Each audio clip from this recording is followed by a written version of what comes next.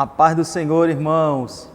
Somos gratos a Deus por nos permitir estar mais uma vez com os irmãos para a nossa aula de reforço da nossa escola bíblica dominical, tá bom? Lembrando que a nossa aula ela não substitui a nossa presença na congregação, tá certo? Então, se você ainda não é inscrito no nosso canal, não esqueça de se inscrever. Você que já é inscrito, deixa aí sua curtida, deixe seu comentário, também compartilhe com seus amigos, com os irmãos, nos seus grupos, nas congregações, tá certo?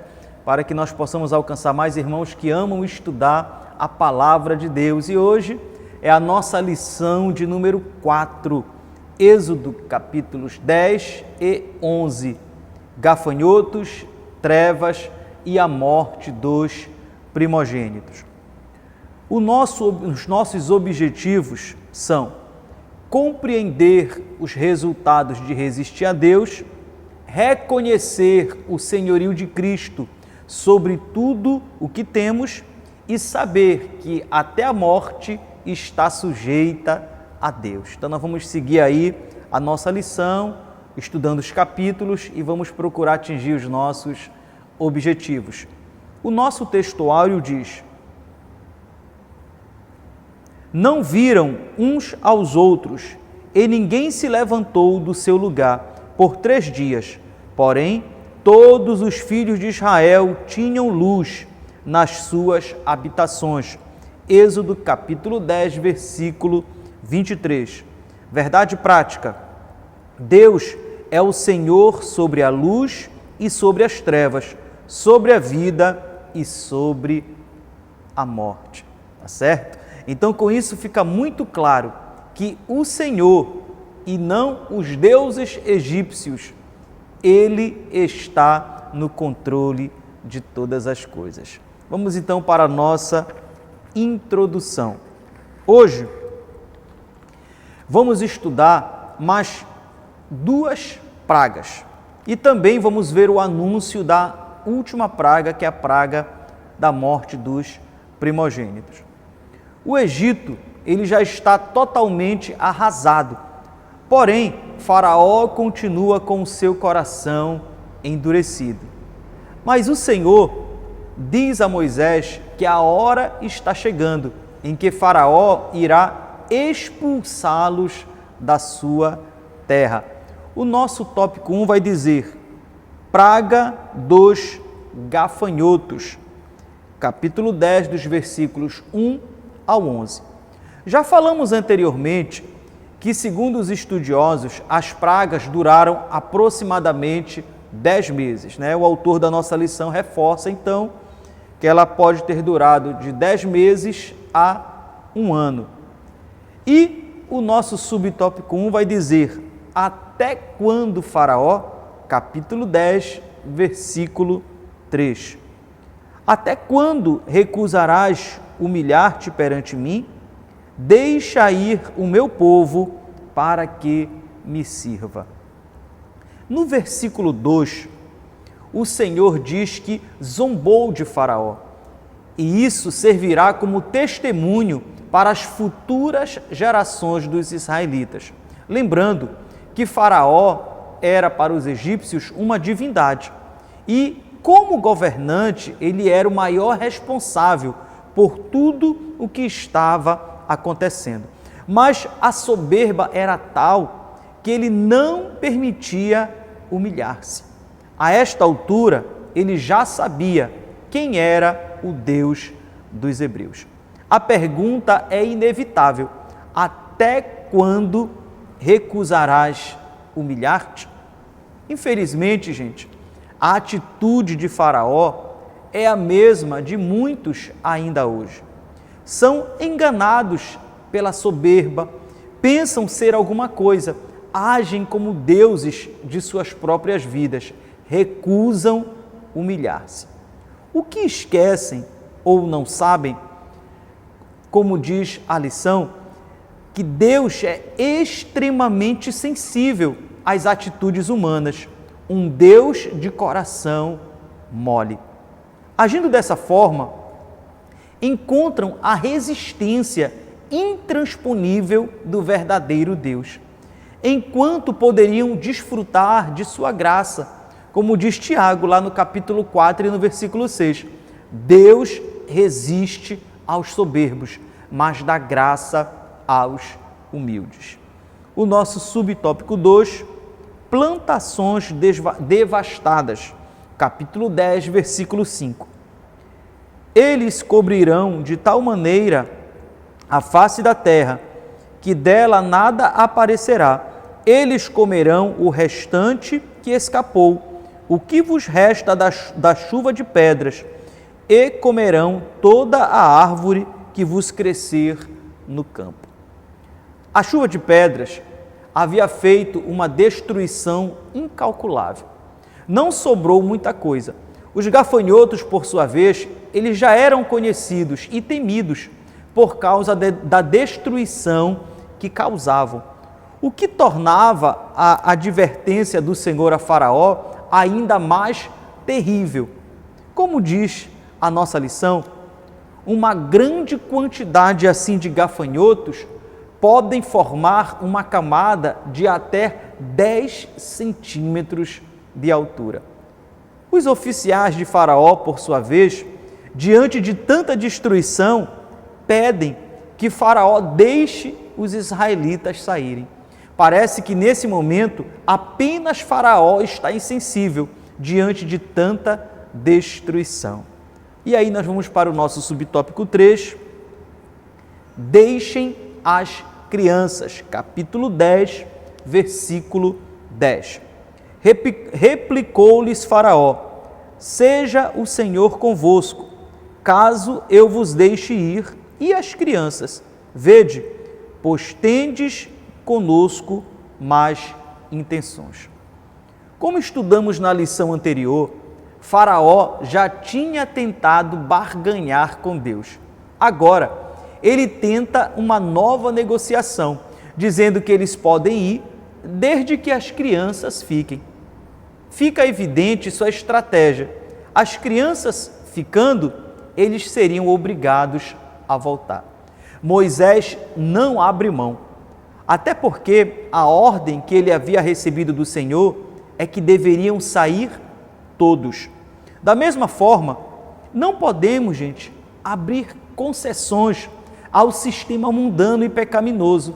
Nós servimos a um Deus que disse, sede santos, porque eu, o Senhor, vosso Deus, sou santo. Diante da dureza do coração de Faraó, mais uma praga atinge o Egito. Moisés estende a sua mão com a vara e o Senhor traz um forte vento e logo a terra está cheia de gafanhotos. Faraó, mais uma vez, faz uma declaração de arrependimento, mas logo que os gafanhotos se vão, ele endurece o coração. Logo, a próxima praga virá. E aí nós vamos para o nosso tópico 2, a praga das trevas, capítulo 10, dos versículos 21 ao 29. Uma observação interessante sobre as pragas é sobre o anúncio delas a Faraó. Veja, a cada 2 pragas que eram anunciadas, a terceira não era, ela já acontecia. Ou seja, a primeira e a segunda praga foram anunciadas, a terceira não. A quarta e a quinta praga foram anunciadas, a sexta não. A sétima e oitava praga foram anunciadas, a nona não. Não sabemos ao certo por que Deus está agindo desta forma. Talvez para mostrar que Ele é longânimo em anunciar ao pecador o seu caminho errado e chamá-lo ao arrependimento. Mas aquele que rejeita a graça oferecida, o juízo lhe sobrevirá repentinamente. Desta forma, chega a nona praga sobre o Egito, a escuridão. E o nosso subtópico 1 vai dizer, trevas palpáveis, capítulo 10, versículo 21. Então disse o Senhor a Moisés, estende a mão para o céu e virão trevas sobre a terra do Egito, trevas que se possam apalpar. Mais uma vez, Deus usa o cajado de Moisés, assim como foram nas pragas 2, 3, 7 e 8, o que não lhe confere poder algum. Como já dissemos em lições anteriores, não é mágico. O cajado não é mágico, ele não tem poder algum. É importante ressaltar isso, porque vemos pessoas atribuindo poderes a coisas e pessoas que não têm poder algum. Ou seja, não adianta trazer água do Jordão, terra de Israel, sal do Mar Morto, nada disso tem poder algum. Todo poder provém de Deus, para os seus propósitos e para a glória do seu nome. Após Moisés estender as mãos para os céus, vieram densas trevas. Como falamos também em lições anteriores, Deus usa situações naturais, às quais os egípcios estavam acostumados, mas em proporções nunca vistas antes e de forma sobrenatural. Segundo os estudiosos, havia um fenômeno chamado Khamsin, uma violenta tempestade de areia, tão temida no Oriente. O vento seco e quente, com o hálito de uma fornalha, enche o ar com areia e pó, de modo que o sol fica escondido. Agora, calor, poeira, eletricidade estática, condições físicas quase insuportáveis, efeitos na mente e no espírito. Tudo isso anuncia o ato final de juízo. O Deus Amon-Ra, Deus supremo dos egípcios e protetor de Faraó e Deus do sol, nada pôde fazer, mas uma divindade é humilhada. Enquanto isso, no versículo 23, diz assim: porém, todos os filhos de Israel tinham luz em suas casas. O doutor e arqueólogo Rodrigo Silva faz uma colocação interessante sobre a religiosidade egípcia, sobre os mitos religiosos, que entendo ter relação com essa praga. Ele diz o seguinte, que havia uma espécie de besouro que rolava uma bola de estrume de um buraco na areia para um outro buraco, e que os egípcios antigos, eles viam nisso uma metáfora de como o sol, uma bola de estrume gigante, seria retirado de um buraco no horizonte da terra, rolado pelo céu, até ser depositado em um outro buraco. Haveria então um Deus chamado Deus Ketler, que tinha a cabeça de besouro e era responsável todos os dias por rolar a bola solar de um buraco no horizonte e depositá-la em outro buraco no horizonte. Só que, quando o sol era depositado no horizonte, ou seja, durante a noite, quando ele estava oculto, eles consideravam que havia uma grande batalha de todos os seus deuses contra Apófis, a serpente do mal. Essa Apófis era tão mal que nenhum humano poderia adorá-la. Era o único Deus que não deveria ser adorado no Egito. Apófis, então, ela tentava impedir que o sol atravessasse o submundo da escuridão e nascesse de novo do outro lado do planeta, trazendo assim as trevas eternas sobre a terra. Os sacerdotes egípcios também tinham um papel importante. Eles lembravam que, enquanto todos dormiam, os deuses batalhavam pela salvação do universo. Eles mesmos faziam orações de encantamento durante a noite para ajudar os deuses nessa batalha.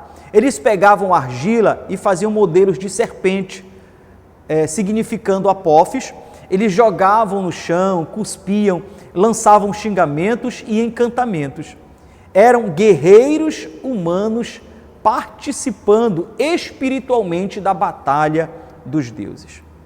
Quando o sol aparecia do outro lado, era sinal que os deuses haviam vencido e a humanidade estava salva.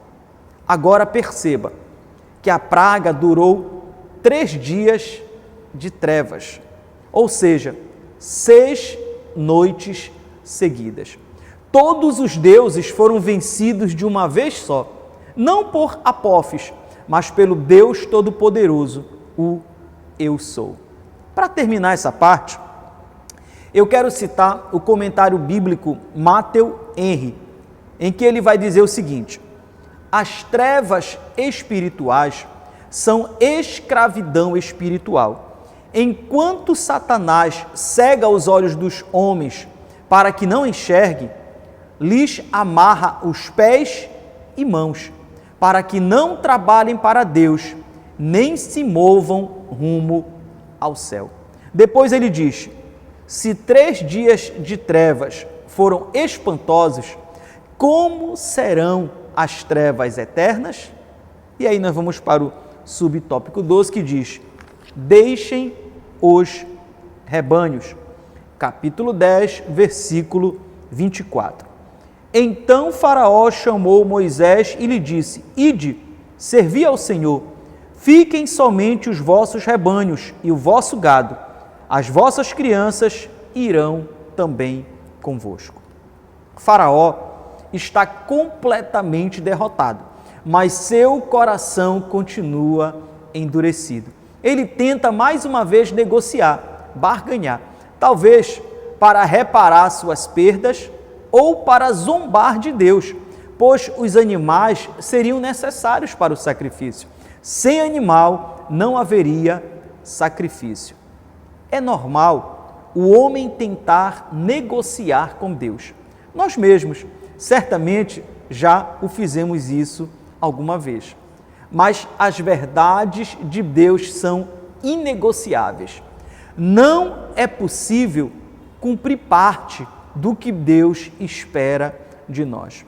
Os animais, eles serviriam para transporte, para alimentação e para o sacrifício durante a estadia do povo no deserto. E perceba que a resposta de Moisés no versículo 25 e 26 está focada exatamente no sacrifício e na adoração a Deus, e não nos outros benefícios que eles poderiam desfrutar dos animais. Isso nos leva a refletir no uso de tudo que o Senhor tem colocado em nossas mãos. Qual o uso que nós temos feito? São apenas para nós, para os nossos deleites, ou temos colocado à disposição do Senhor para a sua glória? O nosso subtópico 3 vai dizer: Faraó ameaça Moisés, capítulo 10, versículo 28. Disse, pois, Faraó a Moisés: retira-te de mim e guarda-te, que não mais vejas o meu rosto, porque no dia em que vires o meu rosto, morrerás. Em Êxodo, no capítulo 33 e no versículo 20, após Moisés pedir ao Senhor para ver a sua face, o Senhor lhe responde que isso não é possível. O Senhor diz que no dia em que isso acontecesse, certamente Moisés morreria. Faraó agora faz uma ameaça, digamos que divina, a Moisés, pois era isso que ele se achava, um Deus. O autor da lição cita o capítulo 11, o versículo 3. Moisés agora era famoso, tido por respeito na terra do Egito, ou seja, entre o povo e até mesmo entre os oficiais de Faraó. Logo, Faraó encontraria muita dificuldade se quisesse fazer alguma coisa contra Moisés. Mas certamente o maior motivo de Faraó nada poder fazer contra Moisés era que o Senhor guardava Moisés. Vejam, quando o Senhor chamou a Moisés, uma das promessas que o Senhor lhe fez foi: eu serei contigo. Isso nos faz lembrar o que Paulo escreveu lá em Romanos, no capítulo 8 e no versículo 31, quando ele vai dizer: se Deus é por nós, quem será contra nós? Outra coisa interessante é que no capítulo 7, versículo 1, o Senhor diz que constituiu a Moisés como Deus sobre Faraó. O que significa que quando Faraó ameaça a Moisés, a resposta que Moisés dá a Faraó é a resposta do próprio Deus: nunca mais tornarei a ver o teu rosto. Faraó decretou a sua própria sentença. E aí nós podemos ir para o tópico 3, a morte dos primogênitos, capítulo 11, dos versículos 1 ao 10. Agora é chegado o golpe final. A dor será tão imensa que Faraó, que até então impedia a saída do povo, agora não apenas vai pedir para o povo sair, mas como o Senhor diz no versículo 1, certamente que ele vos expulsará totalmente. A última praga será anunciada aqui no capítulo 11 e acontecerá no capítulo 12. Se você leu atentamente os primeiros versículos do capítulo 11, a sequência deles parece um pouco estranha. Veja, no versículo 1, ele começa dizendo: disse o Senhor a Moisés. Mas o versículo 4 começa: Moisés disse, assim diz o Senhor. Como assim? O Senhor está falando com Moisés ou Moisés está falando com Faraó? E se Moisés está falando com Faraó, como fica a declaração que nós estudamos no final do capítulo 10? Bem disseste, nunca mais verei o teu rosto? Eles estavam se vendo de novo? Bem, vamos lá. Segundo o comentário Moody, dos versículos 1 ao 3, eles fazem parte de instruções previamente transmitidas pelo Senhor a Moisés. Ela foi colocada aqui, talvez, para dar uma ênfase à ameaça de Faraó e à declaração profética de Moisés sobre o último encontro de ambos. Em seguida, o versículo 4 segue como continuação do versículo 9, lá do capítulo 10. Lendo desta forma, você perceberá a sequência da última conversa de Moisés com Faraó. Já o comentário Matthew Henry vai dizer que ainda no momento da última conversa entre Moisés e Faraó, o Senhor falou a Moisés. Seria uma revelação da última praga, o último juízo de Deus sobre Faraó e sobre o Egito. Enfim, seja como for, temos aqui no capítulo 11 o anúncio da última praga e como, mais uma vez, de forma graciosa, Deus age em favor do seu povo. O nosso subtópico 1, a morte visita o Egito, capítulo 11, versículo 5. E todo primogênito na terra do Egito morrerá, desde o primogênito de Faraó, que se assenta no seu trono, até ao primogênito da serva, que está junto a Mó, e todo primogênito dos animais. Vamos ler essa parte inicial da nossa lição, que é muito interessante. A morte é um terrível inimigo de todos nós. Em Jó, ela é chamada de rei dos terrores, no capítulo 18, versículo 14. Mas é bom que se diga que a morte não é algo que existe desde sempre. Não, ela passa a existir após a entrada do pecado na raça humana.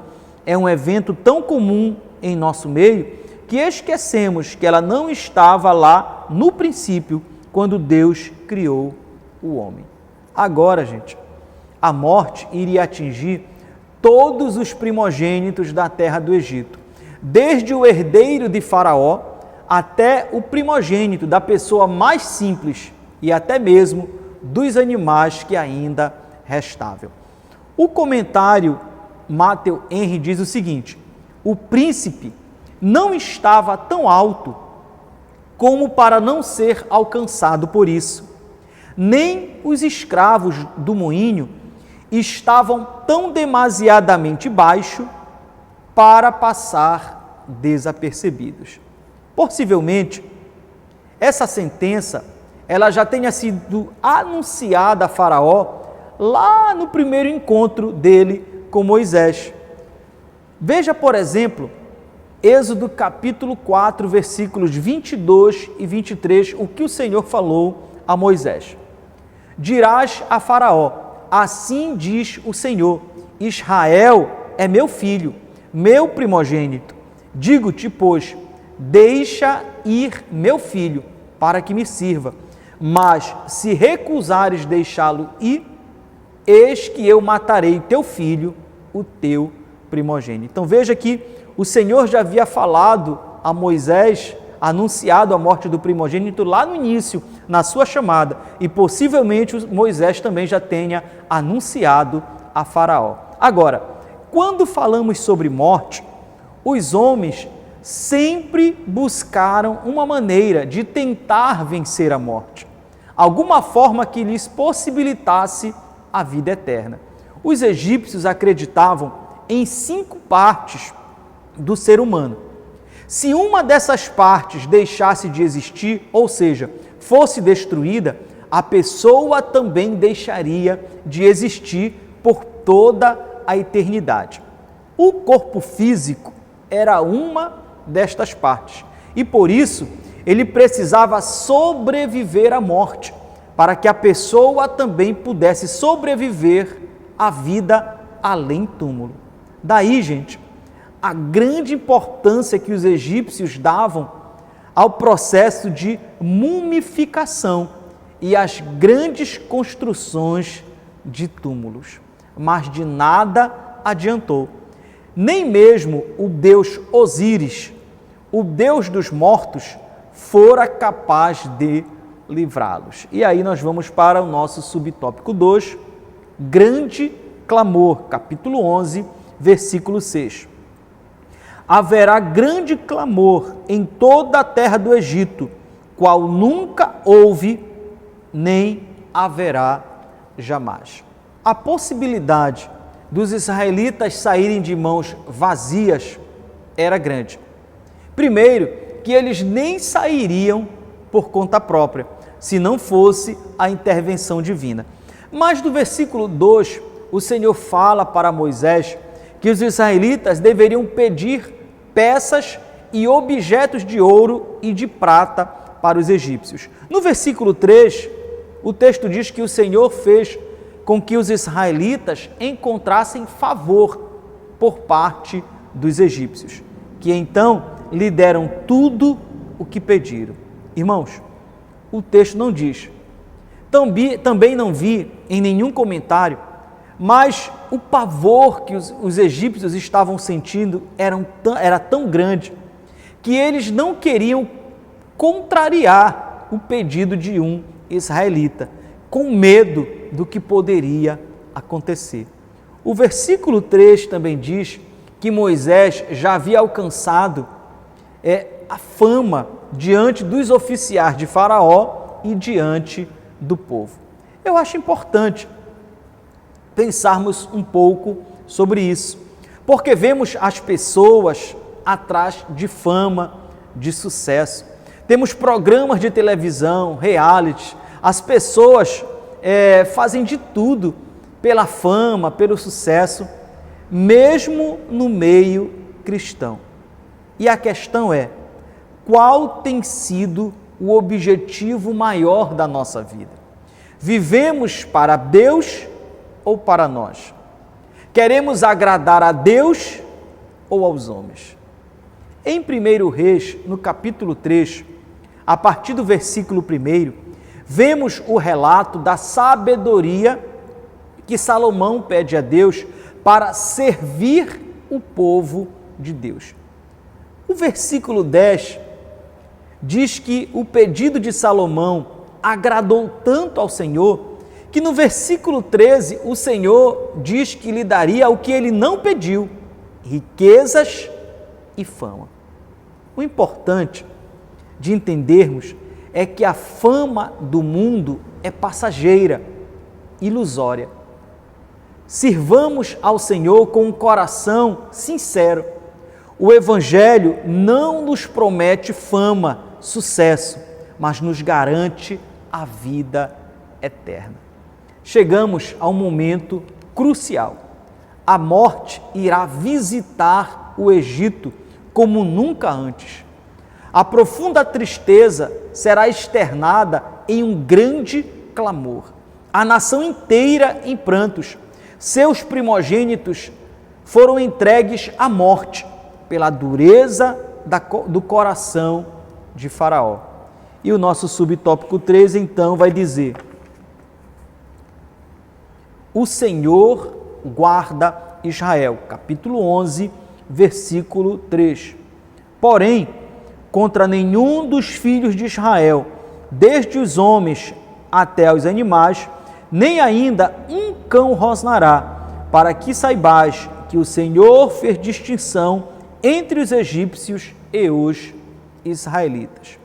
Milagrosamente e mediante a maravilhosa graça de Deus, os primogênitos dos israelitas serão poupados. O versículo 7 diz que nem mesmo um cachorro latirá entre os filhos de Israel. O Senhor, segundo o seu querer, pode preservar os que o temem. É o que ele tem feito e fará pelo seu povo. Distinção.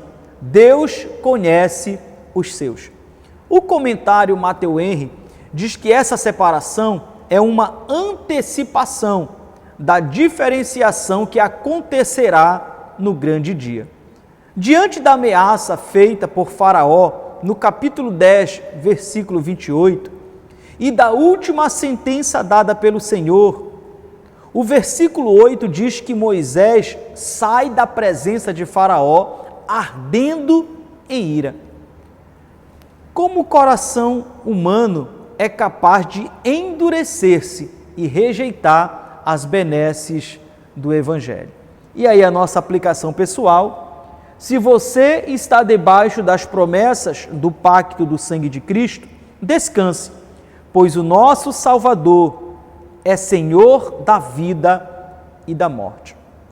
Estes dias, eu estava assistindo uma entrevista e eu ouvi a seguinte frase: nós dizemos, Senhor, eu te entrego a minha vida. Mas que vida? Nós estávamos mortos. Ele é a vida. Ele doou a sua vida para nós. Como diz Paulo, lá no capítulo 15, no versículo 54. Tragada foi a morte pela vitória. Tá certo? Então que Deus nos abençoe. Nós agradecemos a participação de vocês. Se Deus nos permitir, estaremos juntos na nossa próxima lição. Fiquem na paz do Senhor Jesus.